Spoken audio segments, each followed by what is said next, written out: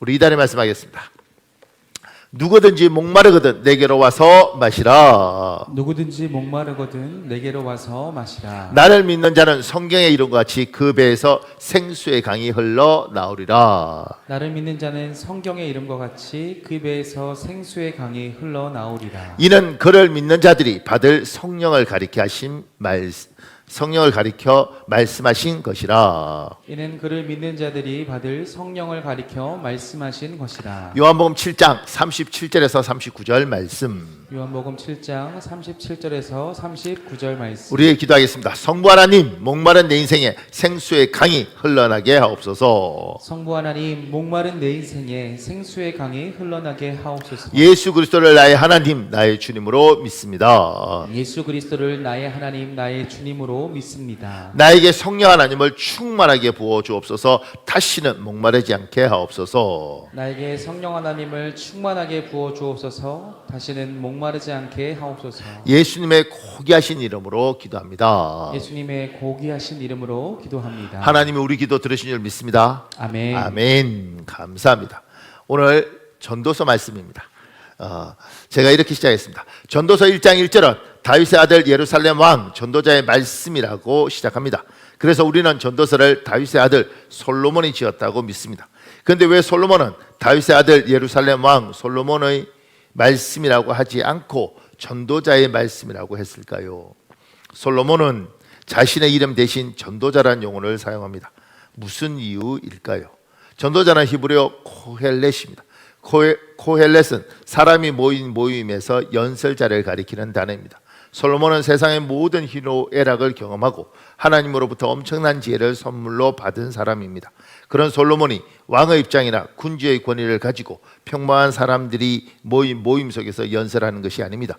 나이든 노인으로서 살아갈 날이 많지 않은 사람으로서 왕이 아니라 같은 인생을 살아가는 한 사람으로서 주변 사람들에게 진솔하게 나누고 싶은 이야기를 하는 것입니다.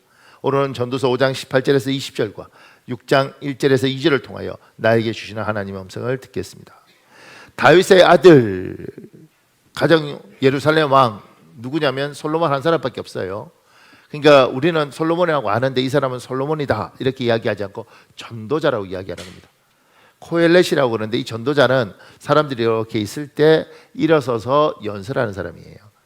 그러니까 지금 많은 사람 앞에서 이 사람이 나 솔로몬인데 잘 알잖아, 내가 왕이잖아, 내 얘기 잘 들어봐 이렇게 말하는 게 아니고 많은 사람 앞에 똑같은 사람을 앉아 있다가 왕의 권위도 내려놓고 그 다음에 자신의 지위도 내려놓고 내가 너희하고 똑같은 인간으로서 나도 이제 노인네가 되었고 나도 이제 얼마 있지 않으면 죽을 텐데 같은 인간 대 인간으로서 하나님이 나한테 정말 많은 지혜를 줬는데 그 지혜를 내가 너희하고 나누고 싶다. 이거 솔직한 내 마음이다. 나의 모든 정치적인 배경을 다 제거하고 내가 같은 인간으로서 너희한테 나눠주고 싶은 이야기가 있는데 이야기 좀 들어봤으면 좋겠다. 나도 이제 생각하고 이제 깨닫는 거다. 이렇게 진솔하게 이야기하는 거예요. 굉장히 이제 이게 이야기가 다르죠. 저희들도 목회자로서 뭐 어떤 지위들을 가지고 이렇게 있다가 선배들이 때로는 박 목사 우리 다 내려놓고 인생의 선배로서 같은 목회자의 길을 가는 사람으로서 목사님 내가 이런 생각을 해. 그리고 이야기를 할 때 들으면서 아 저럴 수도 있을까? 저런 것들도 있을까? 이런 생각을 해요. 솔직하게 이제 그러니까 솔로몬이 정말 자기 속 깊은 이야기를 지금 하고 있는 거죠. 그 이야기가 뭐냐면 19절 또한 어떤 사람에게든지 하나님이 재물과 부요를 그에게 주사 능히 누리게 하시며 그 밑에요. 하나님이 재물과 부요를 그에게 주사 어떤 분은 우리가 믿는 하나님은 사람의 마음이나 영혼에 관심이 있고 세상의 물건이나 물질에 관심이 없는 분인 줄 압니다. 아닙니다. 하나님은 세상의 물건이나 물질에 관심이 많습니다. 왜냐하면 물건이나 물질은 사람이 세상에서 사는데 꼭 필요한 것이기 때문입니다. 우리가 믿는 하나님은 사람의 마음이나 영혼의 주인일 뿐만 아니라 세상의 모든 물건이나 물질의 주인이십니다. 그래서 하나님이 주고 싶은 사람에게 물건이나 물질을 주시고 심지어 종교와 명성까지도 주십니다. 그래서 우리는 야베스의 기도를 기억해야 합니다. 역대상 4장 10절에 있습니다. 여러분 읽어볼래요? 시작. 야베스가 이스라엘 하나님께 아뢰어 이르되 주께서 내게 복을 주시려거든 나의 지역을 넓히시고 주의 손으로 나를 도우사 나로 환난을 벗어나 내게 근심이 없게 하옵소서 하였더니 하나님이 그가 구하는 것을 허락하셨더라. 보세요. 이제 시대적으로 여러 가지 경향들이 있는데 여러분과 제가 지금 사는 시대에는 교회가 고급스러워지고 부유한 기독교가 되면서 우리는 기본적으로 어떤 걸 지향하느냐면 정신적인 것, 영혼적인 것. 그래서 하나님은 정신과 우리의 영혼과 천국과 이런 영적인 것에 자꾸 하나님을 한정시키려고 그래요. 그리고 뭔가 물질적이고 뭔가 이렇게 도움을 구하고 뭐 이러면 이건 약간 수준이 떨어지는 신앙으로 이렇게 갈라놓습니다. 이렇게. 그래서 이쪽을 좀 천하게 보는 느낌을 가는 거죠. 그래서 성도들이 이런 기도를 하면 뭔가 수준이 떨어지고 뭔가 영적인, 정신적이고 이런 걸 하면 기하게 이렇게 갈라놓습니다. 요걸 자꾸. 그래서 제가 처음 예수를 믿고 한참 이제 뭐 그때 한국적인 분위기에서 외국에 가스펠 성들이 들어오고 이럴 때 이런 거 있었습니다. 여호와 이래, 여호와 이래 채우시네, 여호와 이래 돌보시네, 내 쓸 것을 채워주시네, 영광 안에 풍성하신 주님. 표정들이 처음 듣는 것처럼 하니까 아니 내 음이 안 맞는지 잘 모르겠지만 하여튼간 이런 찬양을 옛날에 막 박수치고 불렀어요. 근데 점점 이제 안 부르죠. 왠지 이런 것보다는 뭔가 이렇게 정신적인 쪽으로 이렇게 가려고 그래요. 근데 여러분 잊지 마십시오. 하나님은 요거와 요거 둘 다 귀하게 보는 거예요. 왜냐하면 우리 인간은 마음만 있는 것도 아니고 영만 있는 것도 아니고 몸만 있는 것도 아니라서 요 세 개 다 귀한 거라고요. 그래서 하나님은 이것도 채우시고 이것도 채우시는 겁니다. 근데 이제 자꾸 신앙이 발달되어지고 고급스러워지면 요건 자꾸 천한 쪽으로 가고 요런 기도는 자꾸 배제시키고 요렇게 자꾸 이야기하는 건 수준이 떨어지고 그 다음에 요것만 하는데 이거 치우친 신앙이에요. 이것만 해도 치우친 거지만 이것만 해도 치우친 거예요. 그러니까 둘 다 구해라. 특히 지금 시대는 굉장히 어려운 시대, 혼란스러운 시대인데 명확하게 할 것은 지금 야베스 기도에 대해서 하나님이 들어주시잖아요. 그러니까 이런 기도도 해라. 제가 요구하는 겁니다. 제가 여러분에게 제가 그 밑에 읽게 되었습니다. 우리가 추구하는 기도의 모범은 마태복음 6장에 나오는 주 기도문입니다. 그러므로 너희는 이렇게 기도하라. 그러나 하나님은 야베스의 기도도 꾸짖지 않으시고 들어줍니다. 지금 야베스의 기도가 필요한 사람은 물질의 주인이신 하나님께 야베스처럼 기도하십시오. 여러분과 저의 기도에 하나님이 야베스처럼 응답해 주십니다. 아멘. 그러니까 기도를 이렇게 할 때 보면 우리 인간들이 그러니까 저 사람의 기도는 내가 판단하면 안 돼요. 하나님 판단하는 거지. 근데 그걸 하면서 아니 집사님은 자꾸 뭐 달라고 하나님께 기도하는데 하나님이 집사님 그걸 모르겠어요? 자꾸 그런 기도하지 말고 집사님 좀 더 기도의 수준을 높이세요. 이렇게 이야기를 해요. 그러면 뭔가 이렇게 그게 힘 있어 보이죠. 기도의 수준을 높이는 것 이런 이야기는 그건 하나님이 하실 일이고 그 사람이 기도하다가 성령이 깨닫게 하시고 또 말씀을 듣다가 감동이 오면 하는 거고 여러분이 누구한테 기도의 수준을 높여야 된다 뭐 이래라 저래라 그렇게 하면 안 되는 겁니다. 사람은 둘 다 있고 하나님은 야베스의 기도도 나무라지 않아요. 예수님 마태복음 6장에 나오는 예수님께서 이렇게 기도하라 이게 기도의 모범이지만 이 기도에 대해서 하나님이 이딴 기도하지 말라 이러지 않다고요. 왜냐하면 오늘 본문에서 분명히 이야기하잖아요. 재물과 부여를 하나님이 그에게 주사 하나님이 주는 거예요. 재물도 부유도. 그러니까 우리 하나님께 지금 시대는 이런 것들을 구해야 되고 간구해야 됩니다. 굉장히 어렵고 여러 가지 힘든 시대이기 때문에 하나님 앞에 우리 하나님은 재물과 부여를 주시는 분이고 여기에 주인일 뿐만 아니라 여기에서도 주인이니 이 부분에 대해서 필요할 때마다 구하라. 야베스처럼 간절히 구해라. 하나님이 야베스를 야박하게 내치지 않은 것처럼 당신의 기도도 야박하게 내치지 않을 것이다. 사랑하는 여러분, 필요한 사람들은 야베스처럼 당당히 하나님께 간구하시는 여러분 되시기를 예수님 이름으로 축복합니다. 그리고 하나님 그 기도 외면하지 않으시고 구박하지 않으시고 들어주십니다. 아멘. 자, 그 밑에요. 재물과 부요, 심지어 종기를 받는 것과 그것을 누리는 것은 다른 것입니다. 많은 사람이 재물이나 부요, 종기를 소유한 것을 누리는 것으로 착각합니다. 받는 것은 받는 것일 뿐 누리는 것은 받는 것과 차원이 다른 이야기입니다. 우리 전도서 5장 19절에 있습니다. 여러분 읽어볼래요? 시작. 또한 어떤 사람에게든지 하나님이 재물과 부요를 그에게 주사 능히 누리게 하시며 제 몫을 받아 수고함으로 즐거워하게 하신 것은 하나님의 선물이라. 전도서 6장 2절도 있습니다. 여러분 읽어보실래요? 시작. 어떤 사람은 그의 영혼이 바라는 모든 소원에 부족함이 없어 재물과 부요와 존귀를 하나님께 받았으나 하나님께서 그가 그것을 누리도록 허락하지 아니하셨으므로 다른 사람이 누리나니. 지금 전도서 5장 19절과 전도서 6장 2절은 맥이 같아요. 그러니까 전도서 5장 19절에는 하나님이 재물과 부요를 그에게 주사, 그래서 그 다음에 뭐냐면 누리게 하셨습니다. 전도서 6장 2절에서는 하나님이 재물과 부요와 종기까지 줬어요. 그래서 받았습니다. 근데 누리게는 허락하지 않았어요. 그러니까 받는 것들, 우리는 받았어, 소유했어, 이 큰 축복이죠. 그러니까 이걸로 끝이라고 생각하는데, 받았을 뿐, 소유했을 뿐, 그게 복이 아니라 이걸 누리는 사람이 복이지, 이걸 받았을 뿐 누리지 못한 사람은 복이 있다고 지금 이야기하지 않는 거예요. 이해가 안 가시는군요. 제가 그 밑에 계셨습니다. 많이 받았으나 누리지 못한 사람을 역사의 기록 속에서 삶의 주변에서 자주 발견할 수 있습니다. 생각보다 많이 받아도 누리지 못하는 사람도 있습니다. 그 중에서 이를테면 뭐 로또 이런 거 1등 했다가 몰락한 사람들도 있고, 재벌 3세 중에 망한 사람들도 있지 않습니까?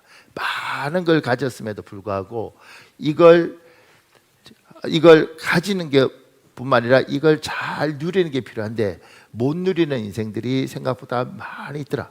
가진 것만 중요한 게 아니라 가진 것을 누리는 인생. 이게 이해가 안 가시면 새 차를 아주 고급스럽고 좋은 뭐 벤츠라는 걸 꼭 한번 뽑아 보십시오. 그리고 여러분 개인 주차장이 없이 그 옆에 동네에 세워놔 보십시오. 받은 게 복이 아니라 잠 못 잡니다. 지나가다가 누가 긁을까, 어쩌다가 누가 뭐 할까봐 그래서 그 앞에서 차 대놓고 그 옆에서 서서 졸고 있어야 되는 거예요. 제가 지금은 어떤지 모르겠는데 옛날에는 서울 교육대학교 그 밑에 쪽으로 무슨 빌리지들이 있습니다. 뭐 무슨 빌리지 뭐 빌리지 이런 것들이 있었습니다. 그 빌리지들은 굉장히 그 당시에는 이제 이런 아파트 이런 거 말고 그 빌리지들은 뭐 굉장히 하여튼간 고급스러운 사람들이 살던 곳이었습니다. 제가 이제 그쪽에 과외 같은 거 하러 다녔었는데, 근데 이제 그 집들은 CCTV가 얼마나 많은지 모릅니다. 지금이야 뭐 이렇게 많지만 옛날에는 집에 카메라가 이렇게 달려있으면 그 집을 봐요. 오, 저 집은 카메라를 달아놨네. 이렇게 많습니다. 제가 그때 그 생각했습니다. 아하, 발 뻗고 못 자는구나 저 사람들은. 많이 받았죠. 근데 저는 발 뻗고 잡니다. 예. 근데 그때 제가 저 사람 발 뻗고 못 자는구나. 근데 제 후배 목사 오산에 그 친구 장인이 돌아가시면 이제 교회를 시골, 그 당시에 이제 오산이 완전 시골이었는데 그 교회를 이어받았죠. 근데 어느 날 도둑놈이 들어온 거예요. 도둑놈이 들어와서 그 교회에 들어와서 훔치려고, 왜냐면 교회하고 집하고 다 붙어 있었거든요. 훔치려고 들어와서 한참 뒤졌는데 가져갈 게 아무도 없는 거죠. 근데 그 교회에 화이트보드가 있는데 도둑놈이 가면서 한마디 적어놨다는 거예요. 목사님 힘내십시오.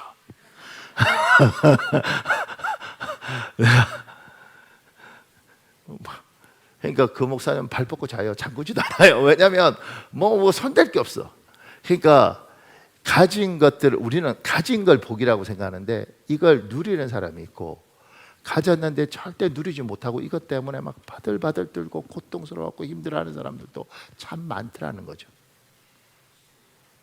누구는 애가 태어나서 참 감사하다는 사람도 있지만 누구는 이 애 때문에 자기 인생이 망가지는 사람도 많습니다.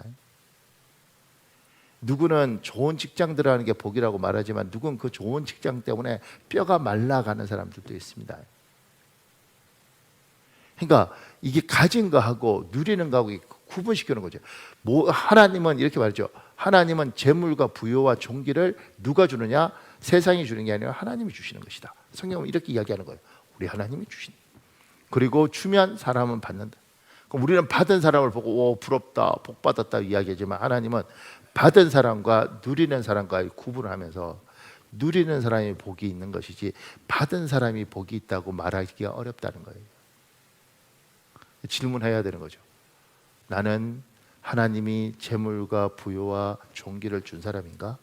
재물만 준 사람인가? 부요만 준 사람인가? 존귀까지 준 사람인가? 그리고 또 한 번은 나는 받은 사람인가? 그러면 받았을 뿐만 아니라 누리는 사람인가? 받기만 받았을 뿐이지 누리지는 못하고 이것 때문에 오히려 하나님 주신 축복 때문에 너무너무 피곤하고 고통스러운 인생을 사는 사람인가? 밑에요. 여기서 깨달아야 하는 영적 원리가 있습니다. 첫째, 하나님은 사람의 영혼과 정신의 주인일 뿐만 아니라 이 세상 모든 물질과 물건의 주인이십니다. 둘째, 기도의 모범은 주기도문입니다. 그러나 하나님은 야베스의 기도도 들어주십니다. 야베스처럼 기도하십시오. 셋째, 재물과 부요와 존귀를 받는 것과 누리는 것은 다른 것입니다. 넷째, 오늘 성경 본문은 재물과 부요와 존귀를 소유한 것을 축복이라고 하지 않고 누리는 것을 축복이라고 합니다.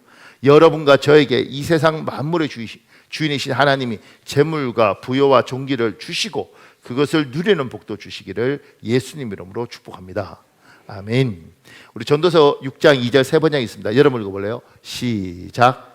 하나님이 어떤 사람에게는 부와 재산과 명예를 원하는 대로 다 주시면서도 그것들을 그 사람이 즐기지 못하게 하시고 엉뚱한 사람이 즐기게 하시니 참으로 어처구니가 없는 일이요 통탄할 일이로다.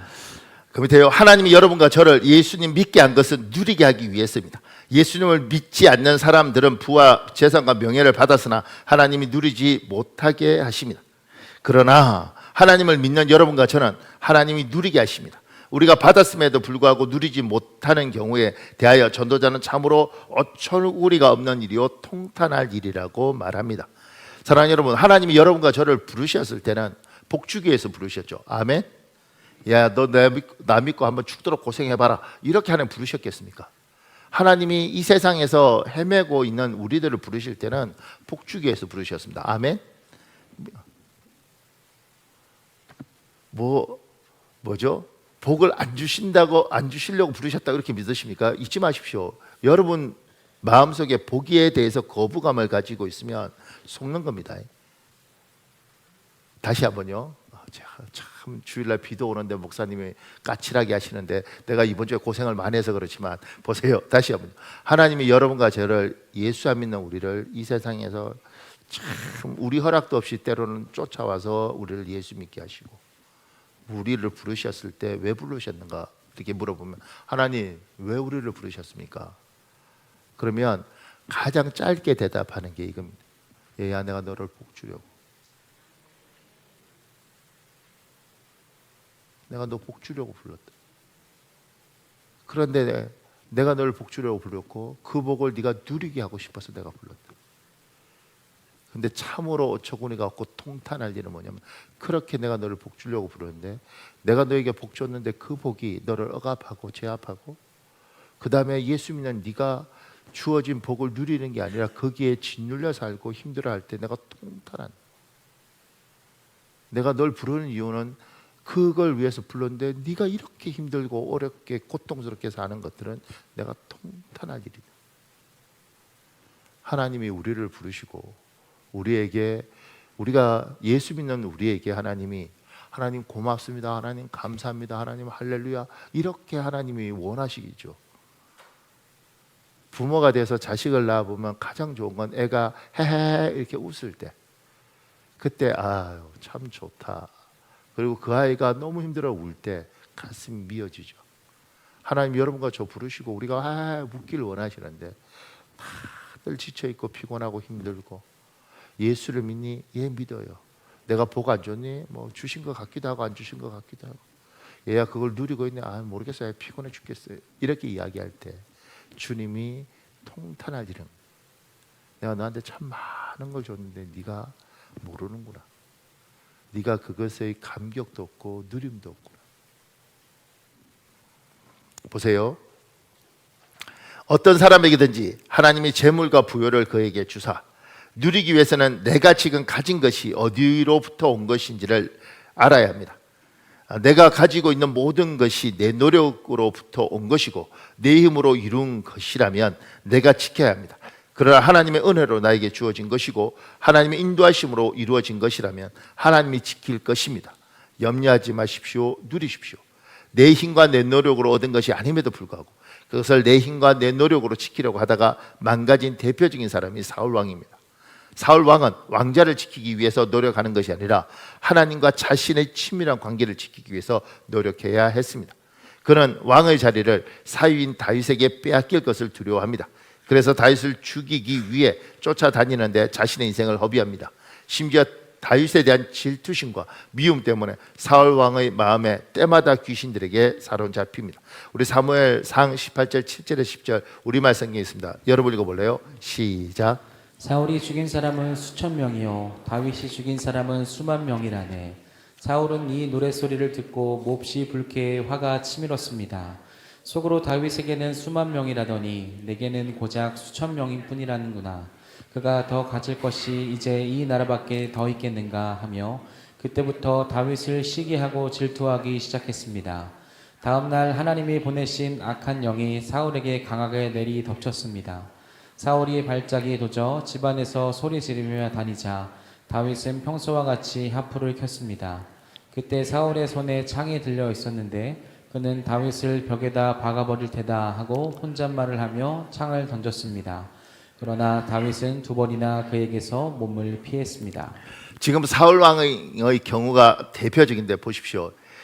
사울 왕은 노력해서 왕이 되지 않았습니다. 노력해서 왕 된 거 아니에요. 하나님이 그냥 왕 시켜주신 겁니다. 하나님 복을 주셨습니다. 그러면 이 하나님이 주신 이 왕의 자리는 내가 노력해서 얻은 것이 아니고 하나님 주신 거기 때문에 내가 이걸 지키기 위해서 몸부림치면 칠수록 망가지는 겁니다. 그럼 어떻게 해야 됩니까? 이걸 주신 저분과의 관계가 친밀해야 되는 겁니다. 저분의 마음에 들어야 되고 저분이 기뻐하셔야 되고 왕의 자리를 지키는 게 아니라 여기를 하나님과의 관계를 지켜야 되는 겁니다. 사울 왕이 착각한 건 뭐냐면 하나님이 주셨는데 이 왕의 자리를 내가 지키려고 하는 겁니다. 이거 내 거야. 아무도 못 뺏어. 심지어 하나님도 못 뺏어. 이건 내 거야. 이렇게 해서 자기 힘으로 이 왕자리를 지키려고 하면서 그가 망가지는 겁니다. 심지어 그렇게 하나님 관계가 어긋나니 사단이 귀신이 그의 마음에 오르락 들락달락하면서 그를 힘들게 만드는 거죠. 그러니까 사울은 망가질 대로 망가지는 겁니다. 하나님이 우리에게 좋은 기도하면서 하나님 나에게 복을 주십시오. 그러면 재물도 부요도 부귀도 주신 하나님께서 좋은 직장을 줬다고 칩시다. 좋은 직장에 들어가서 어느 순간인가 하나님이 주신 직장인데 내가 지키려고 노력합니다. 갖은 겉모수술을 쓰고 머리를 굴리고 누구한테 이러면서 어느 순간인가 이분과의 관계에는 관심 없고 이걸 지키려고 하다 보면 이걸 지키는 게 아니라 결국은 내 힘으로 지키려고 하면서 내가 망가지는 겁니다.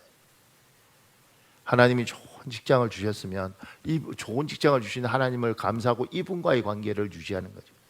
그래서 예배하고 기도하면서 이분과의 관계를 유지할 때 때로는 하나님께서 얘야 힘들어도 네가 해라 그러면 아멘 그리고 일을 하고 때로는 얘야 네가 놓아라 그러면 아멘 하고 놓고 네가 낮아졌으면 그래서 저분하고 관계가 깊으면 이게 지켜지는데 사울 왕은 지금 하나님이 주셨음에도 불구하고 자기가 지키려고 하면서 이 사람 인생은 망가지는 거예요.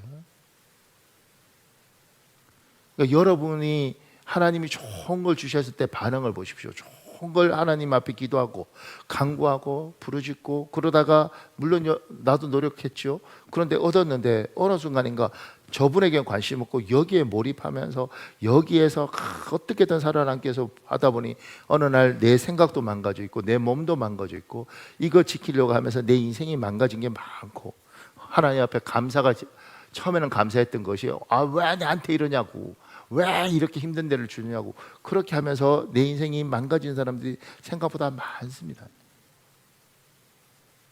직장이 그렇고 사업장이 그렇고 심지어 가정이 그렇고 처음에는 저 여자하고 결혼하고 싶고 저 남자하고 결혼하고 싶고 그렇게 하나님 나는 저 사람하고 결혼하고 싶다 그래서 결혼했는데 어느 순간인가 이 여자를 내 여자로 만들고 이 남자를 내 남자로 만들고 이 아이를 내가 원하는 아이로 만들려고 몸부림치면서 내 가정을 내가 지키려고 하다가 망가진 가정이 어디 한두 개나요? 이걸 하나님 앞에 어떻게 해야 될지 하나님 앞에 뭘 해야 될지 때로는 하나님이 놓아라 그러면 나는 놓기 싫지만 놓아주고 때로는 하나님 믿어줘라 그러면 나는 안 믿기지만 믿어주고 그러면서 저분과의 관계가 좋아야 지켜지는데 우리는 어느 순간인가 이분과의 관계가 깊어지는 것들을 놓치고 있는 경우가 많습니다. 주신 자가 하나님이시면 이걸 지킬 분도 저분이다. 나는 이분과의 관계를 지켜라. 너무 맞는 말에서 아멘 안 하는 줄 아는데 아멘 해도 괜찮아요. 아멘 해도 괜찮아요.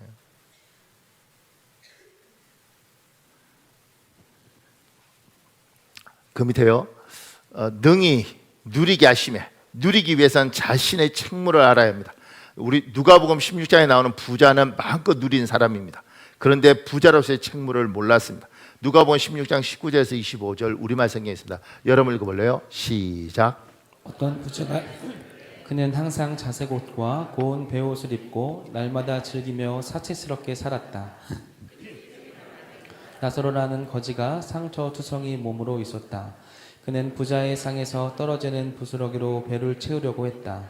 그런데 심지어는 개들마저 와서 그 상처를 핥았다. 나중에 그 거지가 죽자 천사들이 그를 아브라함의 품으로 데려갔다. 그 부자도 죽어서 땅에 묻혔다. 부자는 지옥에서 고통을 당하고 있었는데 고개를 들어보니 저 멀리 아브라함과 그의 품에 있는 나사로가 보였다. 그가 아브라함에게 외쳤다. 조상 아브라함이여 저를 불쌍히 여겨 주십시오. 나사로를 보내 그 손가락 끝에 물 한 방울을 찍어서 제 혀를 시원하게 해주십시오. 제가 지금 이 불 속에서 고통을 당하고 있습니다. 그러자 아브라함이 대답했다. 얘야, 내가 살아있을 때를 기억해 보아라. 내가 온갖 좋은 것을 다 받는 동안 나사로는 온갖 나쁜 것만 다 겪었다. 그러나 지금은 그가 여기서 위로를 받고 너는 고통을 받았다. 세상 사람들은 책무가 없어요. 그냥 자기가 많은 걸 가졌고 많은 걸 받았으면 그냥 누리고 살면 됩니다. 근데 우리는 책무가 있습니다. 제가 그 밑에 그리스도인의 축복에는 책무가 항상 뒤따릅니다. 책임이 있고 의무가 있습니다. 복을 많이 받은 사람에게 하나님 많은 걸 찾습니다. 그래서 지금 19절에 보면 누가복음 16장 19절에 보면 어떤 부자가 있는데 그는 항상 자세고 이거 부자 염색 기술이 귀했기 때문에 아주 부자들만 있는 거예요. 자색 옷과 고운 베옷을 입고 날마다 즐기며 누린 거죠. 사치스럽게 살았습니다. 근데 20절에 보면 그 집 대문 앞에는 나사로라는 거지가 있습니다. 이 거지는 21절에 보면 부스러기로 배를 채우고 싶어합니다. 음식 찌꺼기로 배를 채우고 싶어합니다. 그런데 못 먹습니다. 그리고 22절에 보면 둘 다 죽습니다. 그 부자도 죽어 땅에 묻혔습니다. 그리고 그가 하나님 앞에서 책임에 대해서 하나님이 심판하는 거죠. 내가 너에게 참 많은 능력과 재주를 줬고 물질을 줬는데 너는 어떻게 사용했느냐. 그 밑에 제가 영화 스파이더맨에 큰 힘에는 큰 책임이 따른데 이거 유명한 대사잖아요. 요 대사를 그러니까 그 이제 어원을 추적하는 게 있습니다. 이게 학문 중에 어원 추적이 있는데 그게 단어 추적뿐만 아니라 문장을 추적하는 것도 있습니다. 그걸 추적한 사전도 있습니다. 그래서 큰 힘에는 큰 책임이 따른다. 이게 굉장히 유명한 대사인데 이게 언제 시작됐느냐를 찾는 거예요. 그러다 보니까 1962년도 8월 달에 이게 요 책에 여기서는 요거하고 좀 다르게 이 세상 큰 힘에는 무조건 큰 책임이 따르는 것. 여기 붙어 있습니다. 이 세상의 큰 힘에는 무조건 큰 책임이 따르는 것. 근데 요게 어디서 왔느냐 이렇게 하면서 이제 그 기자가 쓴 걸 보다 보니까 누가복음 12장 48절에서 왔다는 거예요. 이 공동번역 누가복음 12장 48절 여러분 읽어볼래요? 시작. 그러나 주님의 뜻을 몰랐다면 매맞을 만한 짓을 하였어도 덜 맞을 것이다. 많이 받은 사람은 많은 것을 돌려주어야 하며 많이 많은 사람은 더 많은 것을 내어놓아야 한다. 그래서 우리는 달란트 비유할 때 5달란트, 2달란트, 1달란트 이야기하고 5달란트는 5달란트 남기고 2달란트는 2달란트 남기잖아요. 하나님이 많은 걸 준 사람에게 많은 걸 요구해요.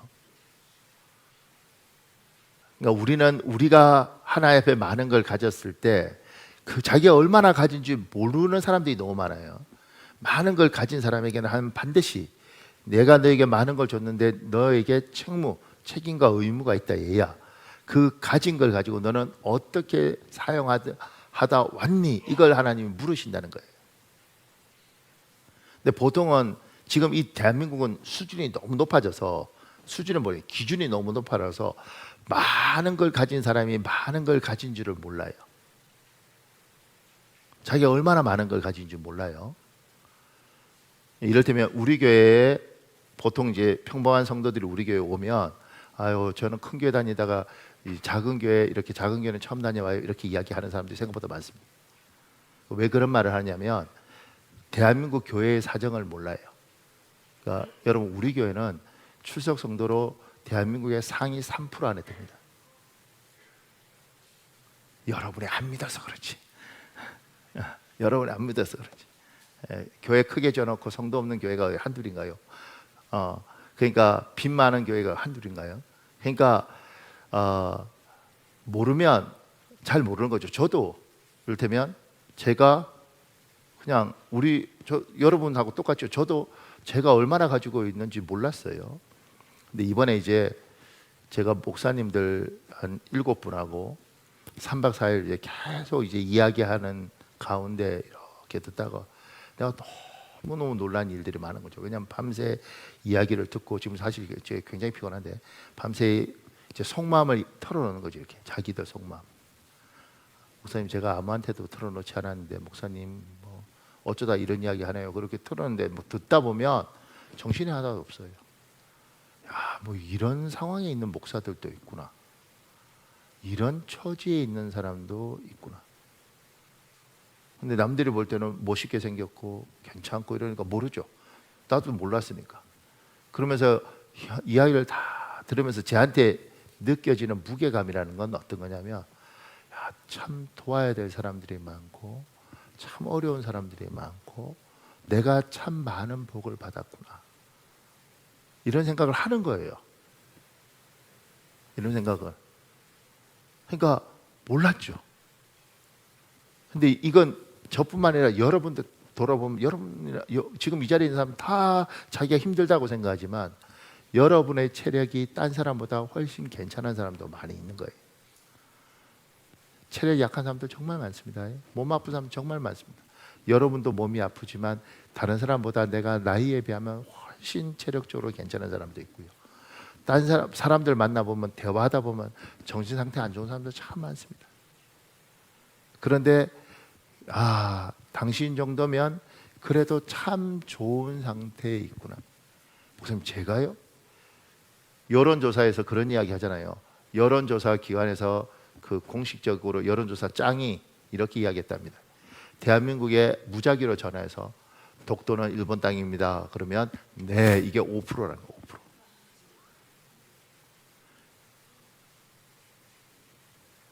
그래서 여론조사에서 5%는 안 친다는 겁니다. 예. 왜냐면 말이 돼? 근데 그런 사람도 있는 거잖아요. 우리가 생각할 때는 말 같지 않은 이야기지만 이번에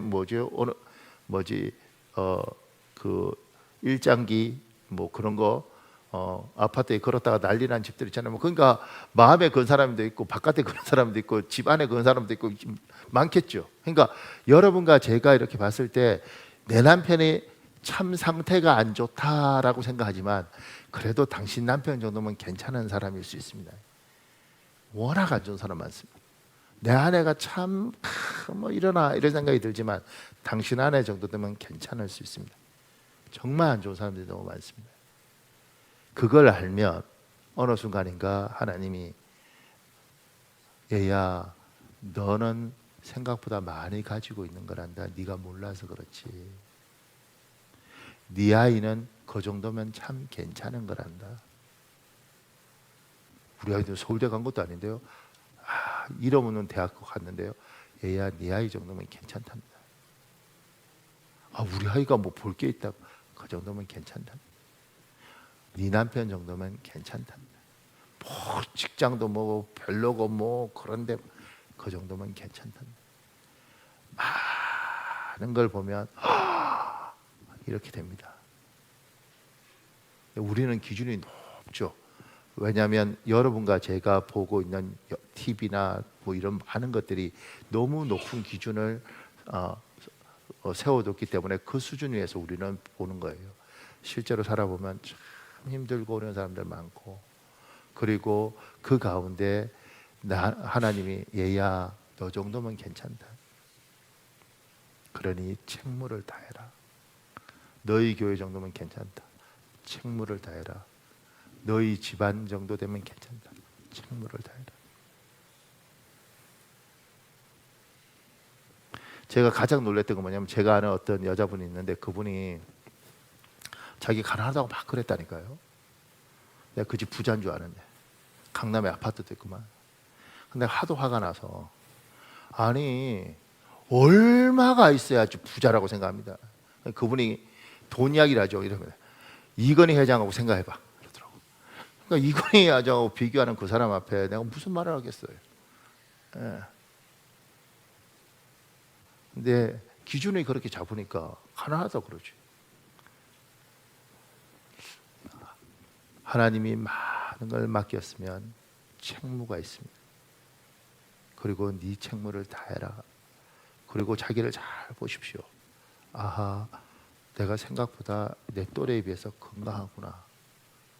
나는 내가 아파서 아픈 줄 알았는데 가만히 보니 내 또래 중에 내가 참 건강하구나. 야, 그래도 우리 아이들이 걔들 또래에 비해서 심성이 곱구나. 내 아내가 그래도 또래에 비하면 사치하지 않구나. 이런 게 보여야 되는 거죠. 무슨 잘 모르겠는데요. 그러니까 그런 여자하고 살고 그런 남편하고 살아보고 그런 애를 한 만나보면 눈이 확 뜨죠. 와, 이렇게. 그러니까 제가 지금 목사님들 이야기들을 지금 이제 제가 깊은 이야기하면서 이렇게들 힘드나, 이렇게들 어렵나.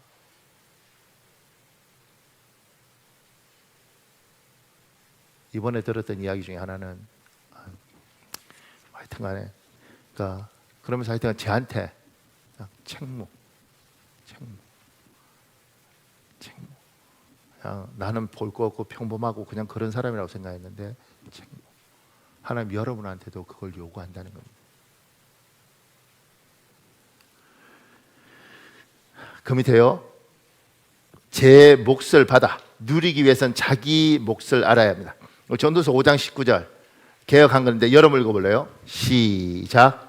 어떤 사람에게든지 하나님이 재물과 부요를 주사 능히 누리게 하시며 분복을 받아 수교함으로 즐거워하게 하신 것은 하나님의 선물이라. 분복입니다. 태어날 때부터 많은 것을 받은 사람이 있습니다. 태어날 때부터 적은 것을 받은 사람이 있습니다. 각자 다르게 태어났습니다. 사람의 인생은 인간의 기준에서 보았을 때 공평하지 않습니다. 왜냐하면 우리는 받은 것에 집중하기 때문입니다. 하나님을 믿는 우리는 이 차이를 인정해야 합니다. 받아들여야 합니다. 그 이유는 하나님의 선하심을 믿기 때문입니다. 여러분과 저에 대한 하나님의 좋으신 계획을 믿기 때문입니다. 전도서의 전도자는 받은 것에 집중하는 것이 아니라 누리는 것에 집중합니다. 나는 많이 받고 많이 누리는 사람입니까? 적게 받고 적게 누리는 사람입니까? 적게 받고 많이 누리는 사람입니까? 적게 받고 적게 누리는 사람입니까? 아니면 많이 받고도 전혀 누리지 못하는 사람입니까? 전도자는 이 질문을 하고 있습니다. 저는 이제 목사님들 자꾸 보게 되니까 제가 보면 저 안성에 성도 주일날 어른이 몇 명 와요. 그러니까 50명 온대요. 상가교회인데 그 목사님하고 포항에 굉장히 유명하고 잘난 목사 있습니다. 근데 그 목사님하고 거기는 뭐 한 5천 명 넘었겠죠. 그러니까 근데 이 50명짜리 목사하고 이 500명짜리 목사하고 이분은 저는 잘 알진 않지만 어쨌든 뭐 같은 곳에서 공부했었으니까요. 근데 이쪽 이분 얼굴만 딱 봐도 인생 참 능력도 있고 실력도 있고 뭐 서울대 나와서 유학 가서 뭐 박사 받고 이랬으니까 뛰어나요. 그리고 유명하고 말도 잘하고 설교도 잘하고 뭐 그렇습니다. 근데 얼굴을 보면 평안이 없습니다.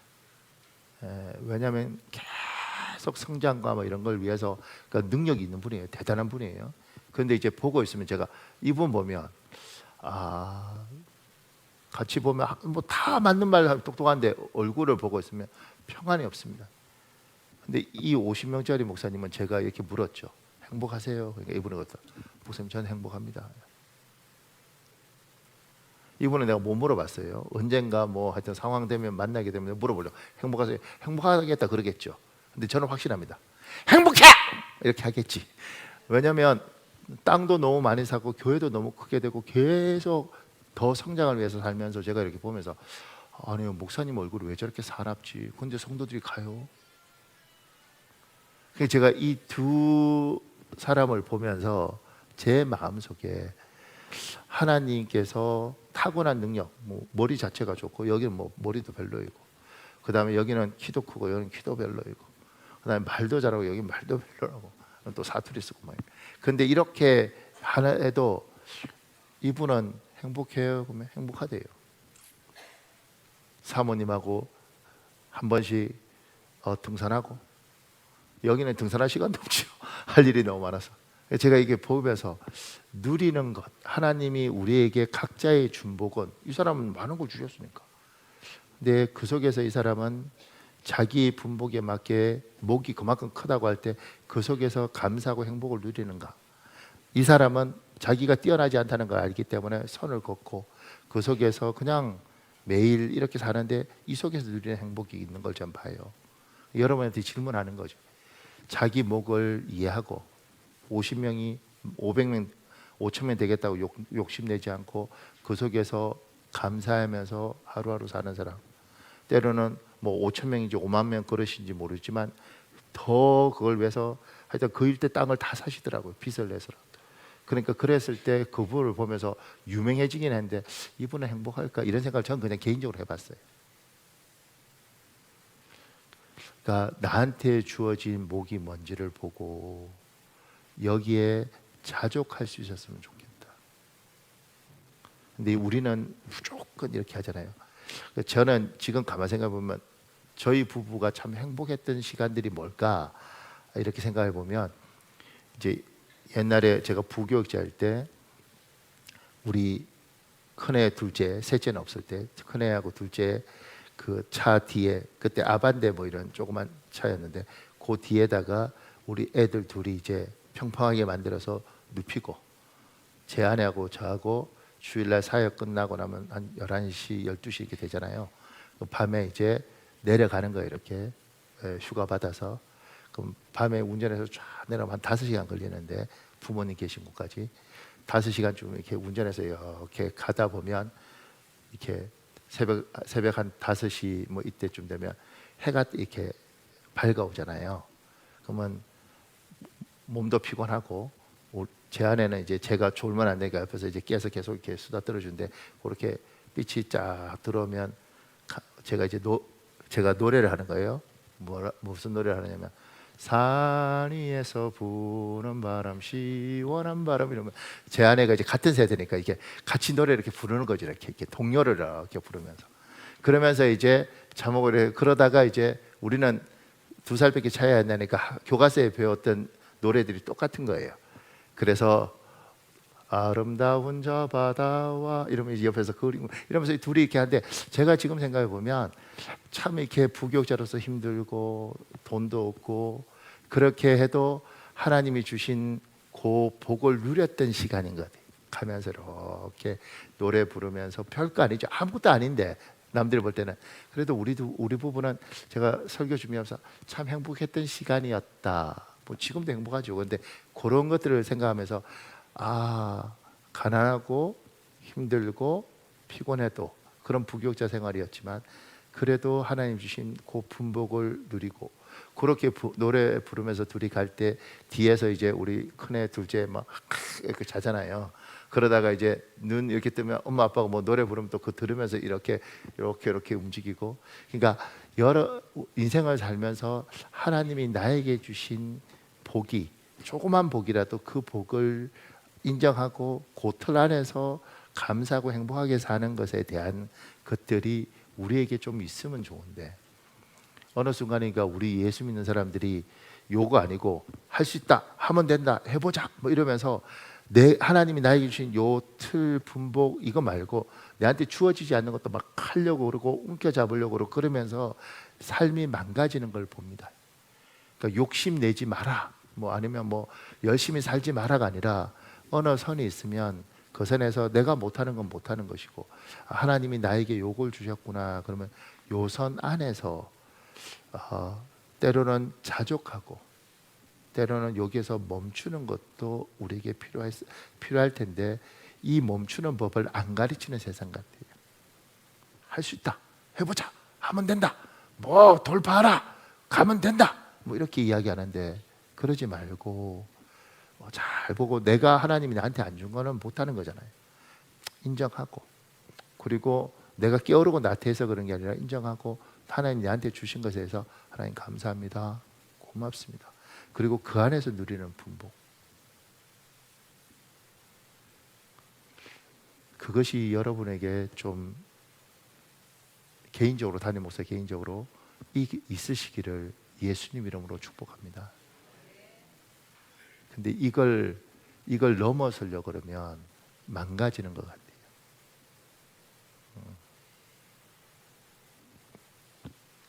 마지막으로 수고함으로 즐거워하게 하신 것, 누리기 위해서는 자기 일을 알아야 합니다. 수고함으로 즐거워하게 하신 것이란 자기가 하는 일, 노동의 즐거움을 느끼는 것입니다. 행복한 것입니다.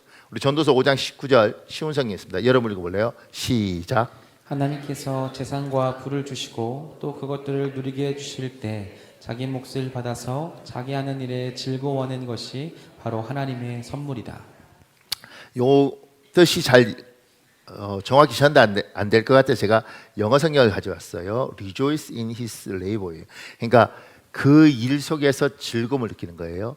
하나님이 여러분과 저에게, 저 밑에 이겨졌습니다. 하나님이 인간에게 계산으로 환산할 수 없는 즐거움을 주셨습니다. 일하는 즐거움입니다. 그런데 지금 시대는 일하는 즐거움을 사람들에게 빼앗아 버렸습니다. 일하는 즐거움을 잃어버리도록 만드는 세태에 우리는 살고 있습니다. 하나님이 인간에게 일하는 즐거움을 누리게 하셨습니다. 하나님은 여러분과 저에게 우리에게 하나님의 일거리를 주십니다. 그 일거리를 지금은 그 일거리를 두 가지로 나눠버리는 거죠. 하나는 돈벌이든 취미든 이렇게 나눠버리더라고요. 그래서 취미는 무조건 취미를 하는 거고, 그다음에 돈벌이는 무조건 돈벌이를 하는 것이고, 취미가 돈벌이가 되면 참 좋겠다 뭐 이렇게 이야기도 하지만 이게 잘 안 되니까 이렇게 나눠버렸어요.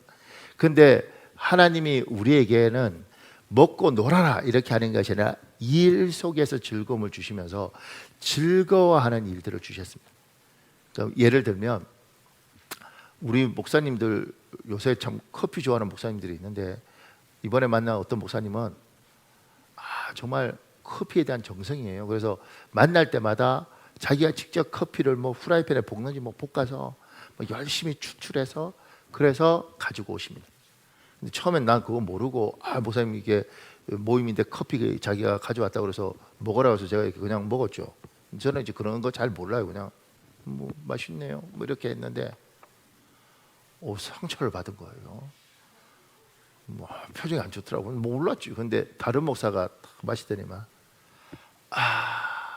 이번에 하나님 웃네요. 그때 내가 배웠습니다. 앞으로 뭐든지 마시면 내가 맛은 몰라도 무조건 이렇게 해야겠다 이 생각이 들더라고요. 배웠습니다. 근데 이제 그러니까 이제 그분은 그리고 보니까 이 사람이 아무리 바빠도 막 아침에 한 몇 시간 전에 일어나서 막 하여튼 모임 있을 때마다 커피를 볶아서 오더라고요. 그러면서 자기는 우리가 커피를 마실 때 그 표정을 보면서 너무너무 행복하다는 거예요. 세상 희한한 창조물들이 있는 거죠. 뭐 이런. 근데 가만히 보면 우리 인생에서 하나님이 인간을 만들면서 일하면서 주시는 기쁨을 주신 거죠. 일을 하고 그 속에서 사람들이 행복해하고 내가 한 일에 만족하고 이 즐거움을 줬는데 지금은 이걸 다 돈으로 바꿔버린 거죠. 내가 이렇게 했는데 돈을 이것밖에 안 줘? 사람을 뭘로 보고 이런 식으로 해서 인간에게는 일은 무조건 돈으로 치환하게 된 겁니다. 그런데 하나님은 그거 말고 여러분과 저에게 가르치는 게 즐거움을 주신 사람도 있고 노래하는 것이 즐거운 사람을 주셔서 돈을 안 받아도 노래하는 자리가 좋고 돈을 안 받아도 가르치는 자리가 좋고 뭘 만드는 게 좋아서 돈을 안 줘도 만드는 게 좋고 이런 것들을 하나님이 우리에게 주셨단 말입니다. 그리고 그거 갖고 돈을 벌면 더 좋겠지만 그러면 하나님이 여러분에게 그 주신 그 일이 있을 텐데 그 부분에서 하나님이 얘야 이건 돈을 안 받아도 네가 행복하고 돈을 받으면 더 좋겠지만 그 행복을 위해서 내가 너에게 준 거다.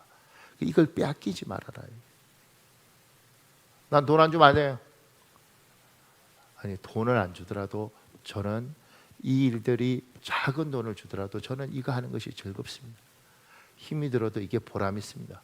그럼 그 일들을 하는 거죠. 그래서 미국의 지미 카터 대통령 같은 경우에는 98세에 돌아가셨어요. 근데 그분은 이제 두 가지 유명한 이야기가 있는데 하나는 주일학교 선생을 50년을 했다 그래요. 그런데 그 중에 대통령 임기 마치고 그 다음 주부터 주일학교에 가서 교사로 봉사했다고 해요. 그게 하나 있고 또 하나는 이분이 평생 가난한 사람들 집 지어주는 헤비타트 운동을 했는데 90세에도 못질을 하셨다고 그래요. 98세에 돌아가셨는데 그러니까 이분은 그 속에서 너무너무 행복하더라는 거예요. 그러니까 여러분에게 하나님이 일하면서 주는 즐거움도 주셨는데 우리 모두가 세상에 치여 살면서 일하는 즐거움을 잊어버린 거죠. 하나님이 여러분에게 주신 일하는 즐거움이 있을 겁니다. 그게 무엇인지는 각자가 다르겠지만 저 같은 경우에는 누군가에게 가서 가르치는 것들, 특히 제가 고생해서 얻었던 지식을 나누는 것이 참 나는 행복하더라고요. 그래서 제가 4월 달에 라오스 가서 강의할 때 그게 누가 돈을 주나요? 비행기 값 내가 해서 가서 거기에서 호텔 내가 얻어서 밥 내 돈으로 사 먹으면서 그리고 일주일 내내 가르치는 겁니다. 그런데 이제 날이 너무 덥고 체감 온도가 51도 뭐 이러니까 37도 38도 온도가 그러니까 서서 하면 다리가 부어요. 그리고 이제 심지어 가르치다가 어떨 때 하품도 나오고 너무 이렇게 그러니까 그런데도 불구하고 제가 이렇게 약속을 하는 거죠. 힘들어도 내가 1년에 한 번은 뭐 어떻게든 시간 내서 올 테니 염려하지 말아라. 그러면서 질문하는 거죠. 하나님의 영광을 위해서 그런 건가? 그게 아니라 그 일들을 할 때 제가 살아있는 보람이 있고 내가 고생한 것이 의미가 있더라고요. 그럼 여러분에게도 하나님이 뭔가를 주셨다. 그걸 잃어버리지 말아라. 빼앗기지 말아라. 그래서 교회 안에서는 누군가를 위해서 상담해주고 이야기해주면 살아나는 사람도 있고 성경 공부 가르치면 내가 공부를 못하는 사람인데도 불구하고 이거 가르치다 보면 내가 살아나는 사람이 있고 그런 좋은 것들이 있는데 그런 것들을 뺏기지 말아라. 아멘 해도 괜찮다니까요. 일 안 시킨다니까 우리 교회. 예. 사랑하는 여러분, 이 시간에 우리 기도해야 되는데요. 우리 10분 기도합시다. 첫 번째, 재물도 부유도 그리고 종기도 하나님으로부터 오는 것입니다. 야베스의 기도를 들어주셨던 것처럼 지금 간절히 기도하고 하나님 도움을 구해야 될 사람이 있습니다. 포기하지 마십시오. 기도하십시오. 하나님 주십시오. 하나님 주십시오. 두 번째, 받는 거하고 누리는 거하고 다릅니다. 받는 것도 중요하지만 누리지 못하면 하나님이 그건 원통하고 통탄할 일이라고 이야기해요. 받은 걸 누리십시오. 어떻게 누려야 되는지 하나님이 많은 걸 받은 사람이 누려야 될 때 분명히 그리스도에는 책무가 있습니다. 자기가 누린 것에 대한 대가를 지불해야 됩니다. 그 부담을 가지지만 누리십시오. 이 시간에 우리 주여 한번 간절히 붙이고 우리 기도하겠습니다.